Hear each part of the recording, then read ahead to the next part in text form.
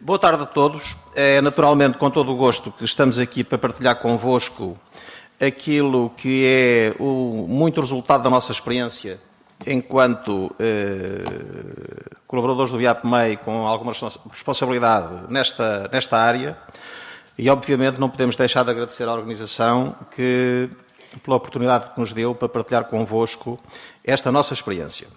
Eu vou fazer uma intervenção bastante pequena, porque, tanto quanto sei, o engenheiro Barros gostaria de fazer ali alguma discussão sobre estes temas e, portanto, eu não vos vou ocupar muito tempo em termos da minha apresentação. Destes 4 pontos que aqui tenho, ia falar ligeiramente do primeiro tema, alguns conceitos, algumas ideias sobre a reestruturação empresarial. Apresentar-vos um pouco, com algum detalhe, aquilo que é este mecanismo de early warning que a colega anterior também já referiu, e, enfim, que é um tema com muita atualidade. Obviamente que sobre o RER não vou partilhar nada porque já foi tudo partilhado e partilhar alguma coisa sobre a nova figura do mediador de recuperação de empresas. Em Portugal, a nossa cultura coloca-nos muitas vezes numa situação em que temos alguma dificuldade em antecipar, em reagir no momento mais certo para evitarmos a degradação da situação das empresas e muitas vezes também a nossa situação pessoal. Portanto, tendemos a fazer, do modo geral, com algumas honrosas exceções, utilizar a técnica da avestruz, metemos um pouco a cabeça na areia, não racionalizamos e, portanto, quando damos por isso, a situação com que nos confrontamos é claramente pior e exige um esforço muito maior para conseguirmos assegurar, digamos, a reviravolta, o turnaround do negócio, do que se tivéssemos agido num tempo mais precoce, porque quanto maior é o período em que a empresa está, e aqui estamos a falar de empresas, obviamente, não estamos a falar de cidadãos nem de famílias, quanto maior é o tempo de distribuição de valor de uma empresa, mais difícil, mais exigente é o plano de reestruturação, se se quer que esse plano de reestruturação seja bem sucedido. E, portanto, nós devíamos conseguir reagir aos primeiros alertas aquilo que nem sempre tem acontecido. Tem sido feito algum esforço por parte de várias entidades envolvidas nesta matéria, no sentido de contribuir para que esse desidrato seja claramente alcançado numa fase mais inicial do processo de dificuldades, mas, efetivamente, temos que constatar que, apesar de algumas melhorias no passado recente, a situação hoje ainda não é brilhante e é nesse sentido que estamos a trabalhar e que todos devemos trabalhar. Eu plagiei esta imagem de uma apresentação que vi a semana passada, que acho que diz tudo. Isto é, planeiem. Não estava a chover quando Noé construiu a arca. Esta mensagem tão simples, enfim, ela foi plagiada, eu não tive tempo de pedir a autorização oficial para a utilizar, mas estão aqui muitos advogados, se eu for processado por isso, seguramente que alguém me ajudará a resolver o imbróglio, porque é uma causa justa, porque acho que esta imagem é muito pedagógica. É aquilo que nós fazemos muito pouco, planeamos muito pouco e daí que muitas vezes estamos confrontados com situações que de outra forma se tinham resolvido de um modo fácil e não tendo sido antecipadas, não tendo sido planeadas, vão-nos criar sérios problemas no futuro. Aquilo que é o resultado do nosso trabalho no IAPMEI com estas empresas em dificuldade e com entidades da envolvente pode-se resumir nestes 3 aspectos, que não são únicos, não são exaustivos, mas parecem-nos que são essenciais, e era sobre estes 3 aspectos que eu ia aqui, digamos, partilhar um pouco convosco aquilo que é a nossa abordagem. Inquestionavelmente, e aí acho que estamos todos de acordo, as empresas iniciam tardiamente os seus processos de reestruturação. Há muitas e variadas causas, circunstâncias, condicionantes, mas isto é inquestionavelmente um facto. E é um facto que tem impedido que um círculo vicioso que nós queremos transformar noutra coisa não tem sido ultrapassado até este momento. Porque o recurso tardio ao processo de reestruturação cria claramente um estigma por parte das empresas que ele recorrem. Os seus parceiros de negócios principalmente os financiadores e os fornecedores e também os clientes, não se pode deixar de dizer, encaram sempre com grande preocupação o início de qualquer processo de legislação. O PER foi muito criado para evitar esse estigma, promovendo a antecipação do início dos processos de legislação. Os processos de conciliação extrajudicial, mais formais ou menos formais, foram também criados nesse sentido. O que é facto é que, quando uma empresa inicia esse processo, há uma série de campainhas que tocam. Portanto, a empresa tem noção que essas campainhas tocam. E, naturalmente, que isto justifica que as empresas não consigam racionalizar a antecipação e, portanto, vão deixando o caminho percorrer-se tanto tempo quanto possível, e este círculo vicioso do estigma da empresa que vai tarde, e o credor sabe que a empresa vai tarde, e, portanto, se vai é porque já está em dificuldades muito grandes. De facto, acho que é aqui que temos que investir muito no sentido de criar a pedagogia e os instrumentos que sejam mais eficazes para este objetivo ser alcançado. Este instrumento que agora foi criado, quer o RER, quer a figura do mediador de proteção de interesses, é mais um passo nesse sentido. Seguramente que não será um passo que vai resolver todos os nossos problemas, mas é um passo que foi dado, que foi bem dado, é bem intencionado e vai ter seguramente alguns sucessos. Mas o caminho tem que ser continuado a fazer. E, face à circunstância do recurso ao processo de legislação ser tardio, isto coabita praticamente, não digo a 100%, mas numa percentagem muito elevada, com aquilo com que nós e vós se confrontam quase todos os dias, que é a inconsistência dos planos de restauração. Os planos de restauração não têm, por norma, eu por dever de ofício, tenho que ver muitos, principalmente aqueles em que o IAPME é acreedor, e é acreedor em muitos. De facto, o diagnóstico não é devidamente fundamentado, as opções não são devidamente fundamentadas, salvo algumas honrosas exceções, e, portanto, o plano até pode correr bem. Mas, de facto, não é a mercê da arte e do engenho e da sofisticação e da consistência desse plano que o negócio vai correr bem no futuro, porque, efetivamente, temos que também aqui que fazer um caminho grande no sentido de, quer os consultores, quer as empresas propriamente ditas, os órgãos de gestão e os técnicos das empresas, digamos, aperfeiçoarem e tornarem mais consistentes, mais aderentes à realidade, os planos de restauração.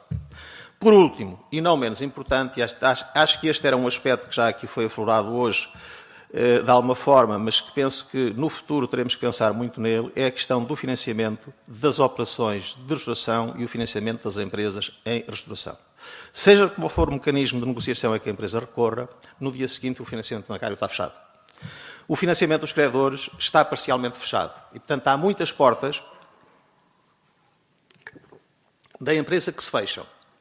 O que é particularmente complicado, porque, ao contrário daquilo que muitas vezes se diz, e por vezes se pensa, as operações de restauração têm, com muita frequência, necessidades adicionais de financiamento.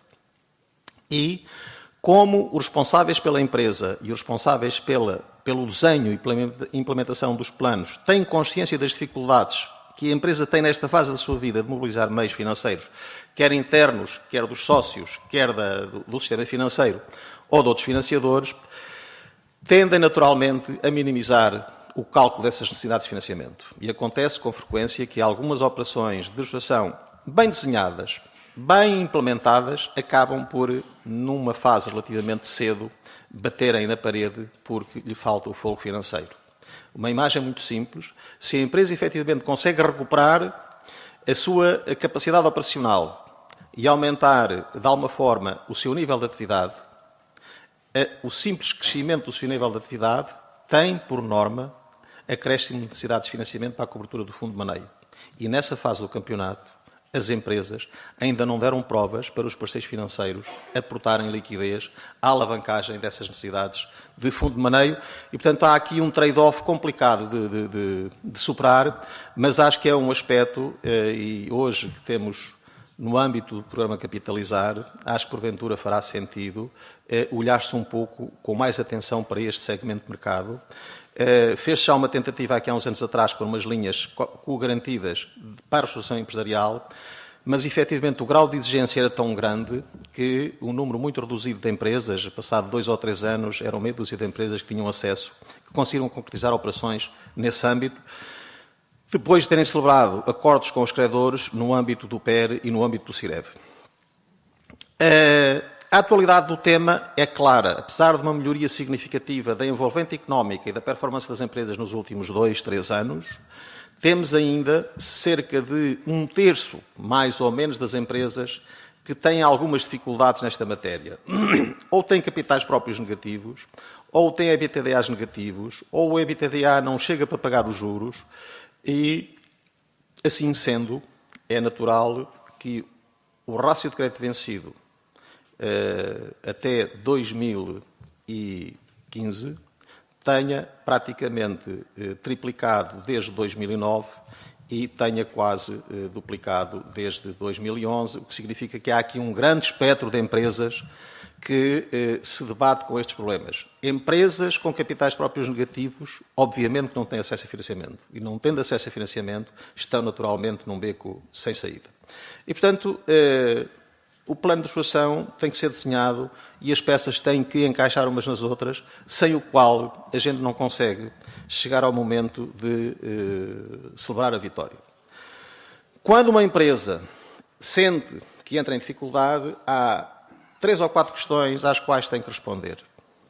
A primeira é a mais elementar, de colocar, como é evidente, de decidir, é mais complicado. Eu tenho ou não tenho negócio?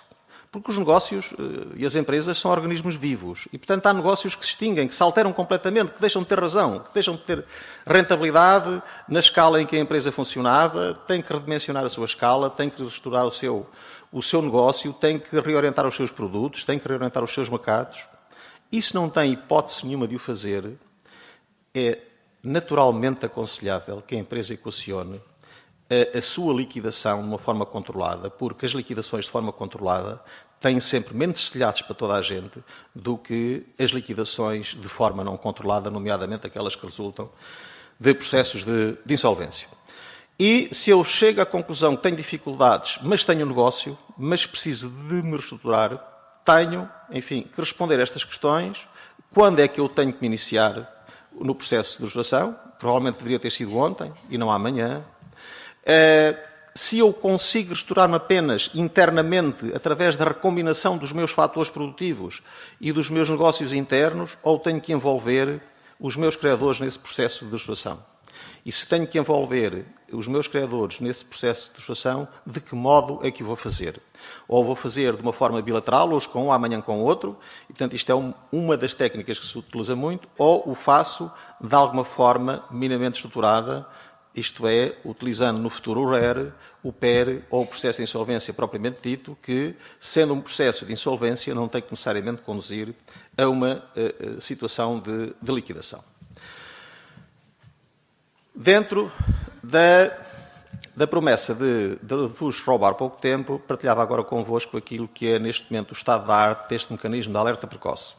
Este mecanismo que tem a termo anglo-saxónico da Rewarning, muito conhecido internacionalmente, que nós, enfim, traduzimos depois de várias tentativas para mecanismo de alerta precoce, e, portanto, este vai ser, digamos, o batismo oficial desta ferramenta, que está neste momento em criação, aproveitando uma experiência que foi feita pelo IAPMEI aqui há 3 ou 4 anos, penso que em 2015, que criou este mecanismo, que é um autodiagnóstico financeiro, chamámos-lhe assim, portanto tem o logotipo, até acho que é giro, mas que basicamente é uma ferramenta que está disponível no site do IAPMEI e que qualquer empresa pode utilizar de uma forma gratuita, confidencial, mas tem que carregar lá as suas demonstrações de resultados e os seus balanços dos últimos 3 anos, e esse carregamento gera automaticamente um conjunto de indicadores, cerca de 20, que são, enfim, os principais, mas que, e portanto, que fornece adicionalmente... Também é sério. Finiste? 5 minutos. 5 minutos, ok. Fornece adicionalmente alguns comentários muito simples, quase linguagem binária, sim, não, bom, mau, verde, amarelo, vermelho, azul. Estranhamente, provavelmente o problema foi nosso, da forma como criámos, como divulgámos. Em 3 anos, apenas 1.400 empresas carregaram os seus dados nesta ferramenta e apenas 440 carregaram os seus dados integralmente e, portanto, tiveram acesso ao relatório. Podemos concluir várias coisas sobre esta constatação. Eu constato o facto. 430 empresas disponibilizaram-se para carregar integralmente os seus balanços e demonstração de resultados com a obtenção de um relatório muito sintético. Curiosamente, o nível médio de autonomia financeira destas empresas que carregaram integralmente os resultados é superior a 20%, o que significa que uma boa percentagem dessas empresas são empresas que estão numa boa situação financeira. Quando a ideia era exatamente um auxiliar às empresas que tivessem dificuldade. Aproveitando esta experiência, no âmbito do programa Capitalizar, nós, dando cumprimento às orientações da resolução do Conselho de Ministros, estamos neste momento a desenhar, já na fase final, um sistema de alerta precoce que é feito não já a partir da boa vontade das empresas, mas a partir do carregamento automático da informação que é extraída das IES. Essa informação é extraída das IES através destes 8 ou 9 indicadores que constroem, por sua vez, destes indicadores e gerarão um conjunto de indicações sobre o estado da empresa, indicações essas que são de natureza quantitativa relativamente a cada um dos indicadores em cada um dos 3 anos e depois são complementadas para uma maior facilidade de leitura e maior simpatia através de uma representação gráfica parcelar de cada um dos indicadores, da forma como evoluíram e se relacionam uns com os outros em cada um dos 3 anos e através da utilização de um algoritmo que está criado, permitir que a empresa seja sinalizada neste volantezinho do balanço scorecard se está no vermelho, no laranja, no amarelo, ou no verde, ou no azul, enfim, as cores. Isto é um draft daquilo que vai ser o dashboard, que é comunicado às empresas e, portanto, a ideia é, todos os anos, após a entrega das IES pelas empresas, passado 2 ou 3 meses, a empresa terá disponível no site do IAPMEI esta informação sobre ela própria e receberá um mecanismo de mensagem de alerta a dizer que a informação está disponível através da plataforma do Ministério das Finanças. Dado o pouco tempo, eu ficava-me por aqui. Muito obrigado. Disponível, no entanto, para qualquer esclarecimento.